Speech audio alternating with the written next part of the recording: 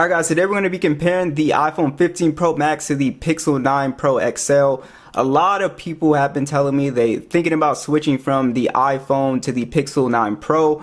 And I think it's mostly because from what I was reading, a lot of people just want to experience something new. A lot of people, they want to experience the Pixel cameras as well too. Do they take better stills and stuff like that? Do they, do they just take better photos, and they just want to try out Android, I guess. And I think this is a good transition, I guess, if you if you want to try out Android. So we're gonna go ahead and dive into this one, and let's start off with the design. So the Pixel has actually become a little bit more iPhone-ish this year for the design. It really reminds me of the 13 Pro Max when that phone came out with the shiny rails, and they kind of look similar in terms of design besides the overall cameras. And I really like the Pixel's camera island this year. A lot of people are split 50-50 on it. They like the old Pixel bar design, which I really love too. But this is, I would say, go into like Best Buy and just look at it. It looks really good. Just look at it and hold it. They did a really good job with the design this year. Both of these phones are, of course, glass and metal phones. The iPhone has the titanium design on it this year. The Pixel has the aluminum rails on here. Now on the Pixel you will get a lot of fingerprints, of course, but like I said, I do like the shiny look. The matte finish looks great too. Again, it's a little bit cleaner. You don't have to wipe it down as much. But overall, I really like the design on both of these phones. They look really great. They look really premium, and gives you that luxury feel. Alright, so let's talk about the displays on these two phones. So the Pixel has a 6.8-inch display. It's LTPO, 120 Hz, 3000 nits peak brightness, 1344 by 2992 resolution with 486 for the PPI. It does have the Gorilla Glass Victus 2, and then you also do have on the iPhone a 6.7-inch display. So basically it is a little bit of a bigger phone, as you guys can see. Not by much, but it is definitely a little bit bigger. And then you also do have also on the iPhone LTPO Super Retina XDR OLED display, 120 Hz HDR10, 2000 nits peak brightness. So basically if you're outdoors and it's a sunny day, the Pixel will definitely be brighter than the iPhone. I don't even have it at max brightness now, so you should be able to see that it's a much brighter panel than the iPhone for sure. But let me turn this down. And the iPhone it's a nice looking panel, 1290 by 2796, 460 for the PPI. You do have Apple's Dynamic Island. You have Google's Punch Hole up here as well. Apple's Dynamic Island, of course, you can interact with it. I don't find myself using it a ton, only for like switching songs and music and stuff like that, but I rarely interact with it. I think Apple really needs to shrink it down. But the thing I'll notice about both displays is what you'll notice, the Pixel is a little bit more vibrant. It's a little bit more, it has a little bit of punchier color. But besides that, both displays pretty much look the same, honestly. You won't really notice a difference in display difference unless you go outside for the most part. So I think displays look good. Pixel obviously with the slightly better display, I think, because if you're outside, like right now, it's very sunny outside, you'll easily be able to see the Pixel. Super easy. Alright, so let's talk about the specs a little bit more here. This is an area where Google has been getting a lot of criticism from a lot of gamers and stuff like that. And I want to go ahead and dive into this just in case you are a gamer. So on the iPhone, we have the Apple A17 Pro chip on here. We also have 8 gigs of RAM. And then on the Pixel, we do have the Google Tensor G4 processor and 16 gigs of RAM. So as you can see with the Wildlife Extreme test here, we're getting about 15 frames on the Pixel. We're getting about 22 frames on the iPhone. And let's see, they have battery did not move, battery fell 1% on the Pixel.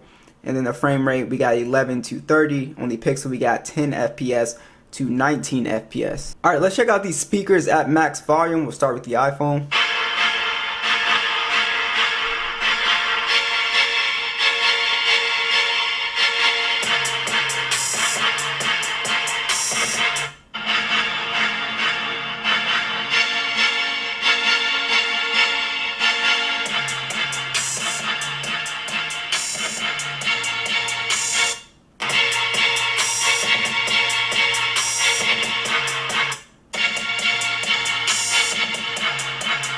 Man, these speakers sound a lot alike this year, actually.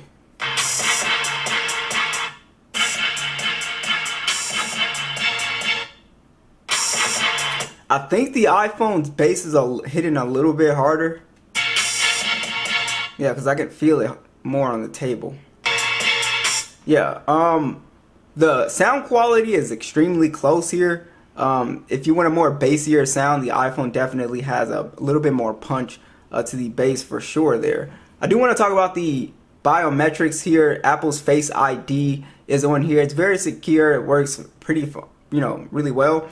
But what I like about the Pixel is that you get two, ways to get into your phone. So you do get the face unlock, but you also do have an updated fingerprint scanner this year, the ultrasonic, which is super fast this year, guys.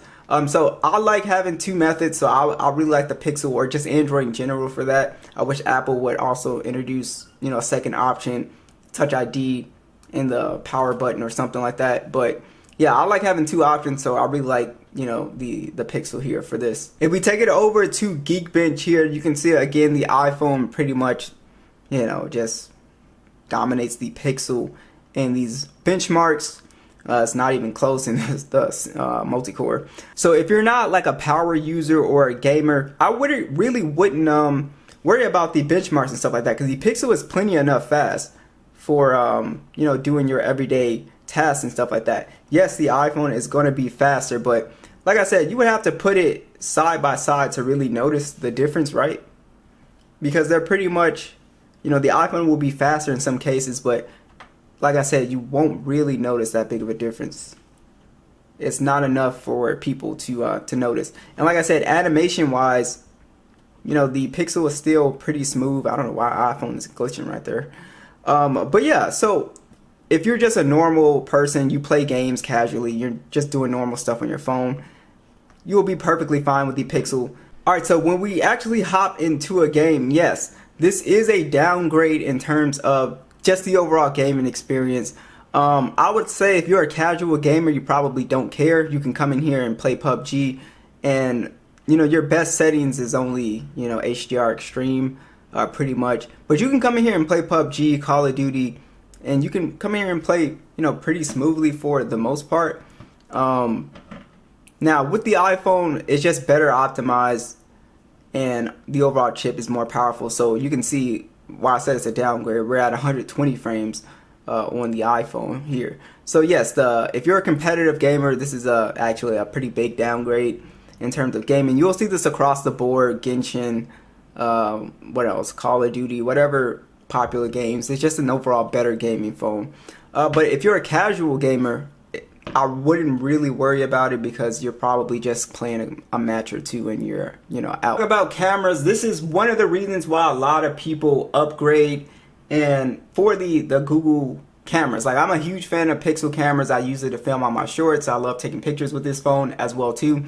So let's get into the specs. The Pixel has a 15 megapixel standard, 48 megapixel periscope telephoto, 5x optical, with a 48 megapixel ultra wide. It can also shoot in 8K 30, and then you have a 42 megapixel selfie that's using 4K 30, and you also can go up to 30 times a zoom. The iPhone has a 48 megapixel standard, 12 megapixel periscope with a 5x optical zoom, and then you also have 4K 60 on here with a 12 megapixel selfie that also shoots in 4K 60. So check out these side-by-side stills. Let me know what you guys think.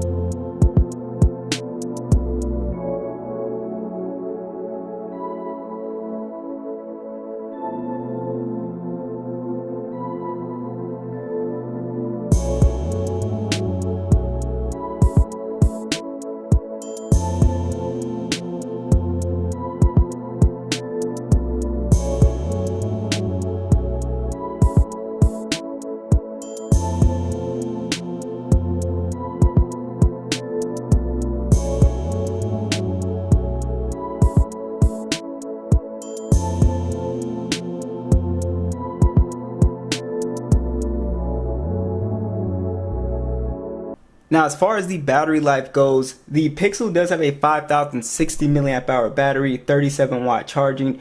You have wireless and reverse wireless charging. The iPhone, it does have also a 4441 milliamp hour battery, and it does have wireless with the MagSafe capability. And then you also do have your, standard wireless charging. Battery life is great on both of these phones. These are definitely all-day phones for sure. Standby time has definitely improved with the Pixel as well too, which is something I'm really happy with. And overall, you will be getting that, reverse wireless charging feature, which you don't have on the iPhone. So I think this is a pretty solid upgrade for people who want to try something new. I think the Pixel is a great start. It really comes down to what you think about the cameras, and also when it comes to the software, you also will get 7 years of majorOS updates with the Pixel as well too, so you're set for updates. And then also Google is slowly, everyone's rolling out their AI stuff. Apple's going to roll out their stuff. So I'm interested to see what you guys think. Would you guys make the switch from the 15 Pro Max to a Pixel 9 Pro XL? Let me know, and I'll catch you guys in the next video.